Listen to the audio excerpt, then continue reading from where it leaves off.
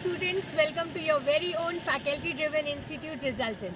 Hope you guys are fine. So guys, in today's Sandeka Funda video, I'll be talking about the irrigation technique and methods of irrigation.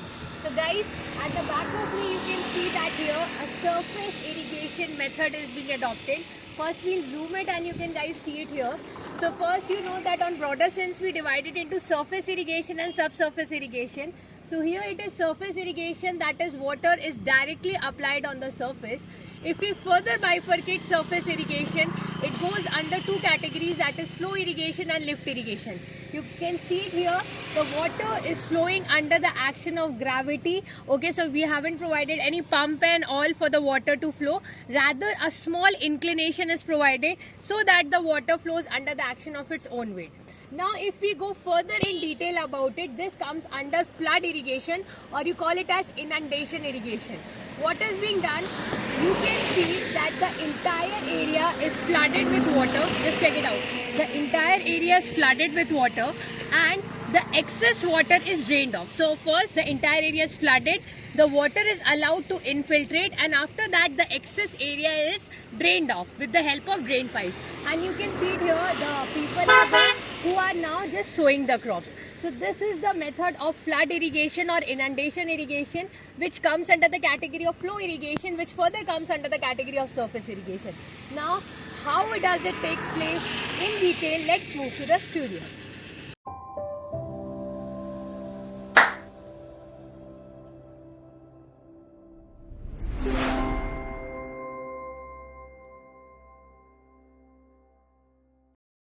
Hello my dear students, welcome you all to your very own faculty driven institute Resultant.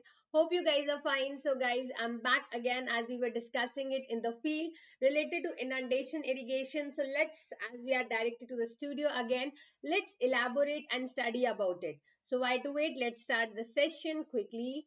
So before that, don't know about me, can go through my profile, and this is your Sandeka Funda video.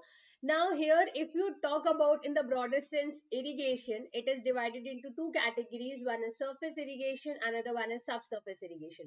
In surface irrigation, you have further categories of flow irrigation and lift irrigation. In flow irrigation, it is further bifurcated into perennial irrigation and the flood or inundation irrigation. And perennial irrigation is further divided into direct irrigation and storage irrigation. Now let's talk about it in detail. What do you mean by all these types of irrigation one by one? Okay, now if you talk about surface irrigation, which we have actually seen it in the field, what was happening? Water was directly applied to the surface. Now you can do it by the action of its own weight, or you can use the help of pumps by which you can do it. Okay, by which you can supply what? By which you can supply water to the fields. Now comes the next question, that surface irrigation, if I talk it about, surface irrigation, if I talk it about, the next question which comes into picture is that what exactly happens? So here also you have two categories, flow irrigation, first category. In this, water will move under the action of its own weight. Check it out. But for that, slope should be available. Otherwise, how the water will move? So for the water to move, there should be certain slope available. Now you'll say, ma'am, approximately how much? Even 1 degree, 2 degree slope is also enough so that the water can move under the action of its own weight, that is under the action of gravity. So that is flow irrigation. Vice versa to this is the lift irrigation, where you need to lift the groundwater with the help of pumping, and then you will be supplying water on the surface. Now since you are lifting the water, of course you have to use the pumps. So lift irrigation becomes a costlier one, because obviously pumps and all are involved. You have to extract the groundwater and then eventually you supply it from the surface. So these both comes under surface irrigation because you are supplying water on the surface. Now coming up next is flow irrigation, is further divided into two categories, which I was telling you in the video of the field.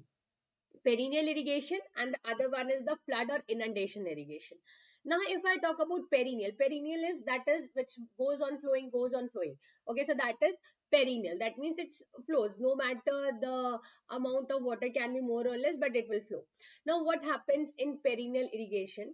When you're having a constant source and continuous source is there with you, okay, and it is applied, it is present throughout the crop period. That means right from the moment you have sown the crops to the moment you are harvesting, cutting the crops. During that entire span, what is there? During that entire span, what is there? Your water is available. Then you call it as perennial irrigation. You call it as perennial irrigation. Now in this also you have two categories. One is your direct irrigation and other one is your storage irrigation. Now what do you do in direct irrigation? Just divert the flow into the canals. With the help of what? With the help of diversion headworks.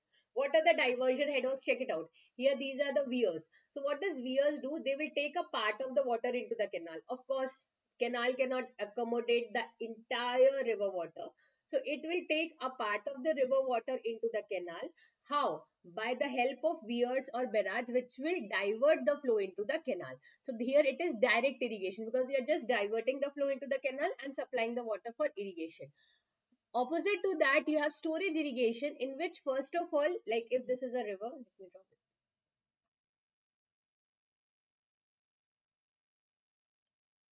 If this is your river. Okay, so what you will do is, what you will do across the width of the river, across the width of the river, you will be constructing, across the width of the river, you will be constructing dam. Now let me tell you, just a minute. It got hanged, I guess.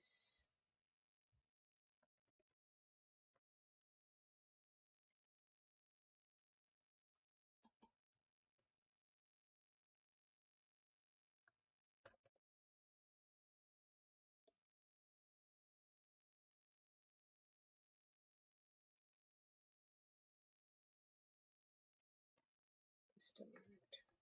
Yeah, got it back.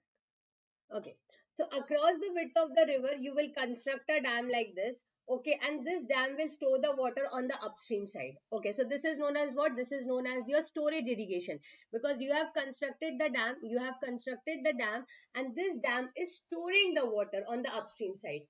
So you have lot of dams and you have added benefits that hydroelectric power and lot of more things can be, like you can use that water for domestic industrial supplies, hydropower for navigation purposes, for recreational purposes. Lot of things are the indirect advantages also you have it for dams. Okay, so storage irrigation, what is happening? You are storing the water on the upstream side of the dam and supplying it for irrigation as and when required.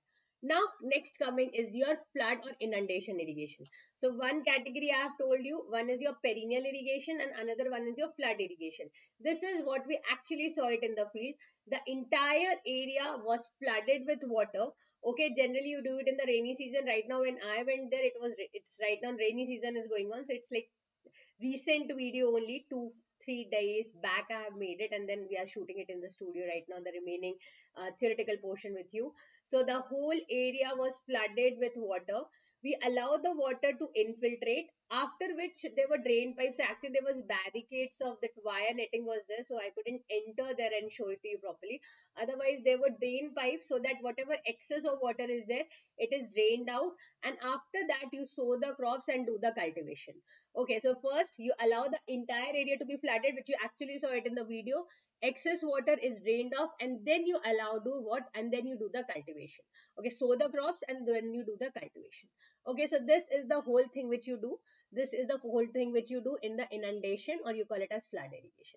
So this was the one, but how it came? It came under the category of first broader sense surface irrigation. In surface irrigation, it came in flow irrigation. In flow irrigation, you have what? You have perennial irrigation and you have flood irrigation. So it came under the category of flood irrigation. Okay, so that's all for the Sandika Funda video. Apart from that, if you want to know what is subsurface irrigation, let me quickly tell you that also. In subsurface irrigation, you don't apply water actually on the surface. Rather than you apply the water directly to the root zone of the plants. How? Check it out. Here, see. Here, like if you see, there are two methods. Naturally also it happens on its own, and we also with the help of pipe supply. Like artificial, here perforations are there. So with the help of pipes and all, water will be going directly to the root zones of the crop. Directly to the root zones of the crop. So this is artificial subsurface irrigation. Does it happen naturally? Yes. River water is there, and you know water moves from higher energy to lower energy. So water will be traveling from higher energy to lower energy through seepage, and it will go to what? Go to nearby areas, and it will provide water for irrigation. But if you say that does it happens in large quantity? No, that depends. Okay, but what we use is we use the artificial subsurface irrigation method more, because it is, you can say, more precise, and it is give you more efficiency. Okay, so that is the thing which you need to know about subsurface irrigation. If you just talk to me that, ma'am, which will give you higher efficiency, whether it will be surface irrigation or whether it will be subsurface irrigation.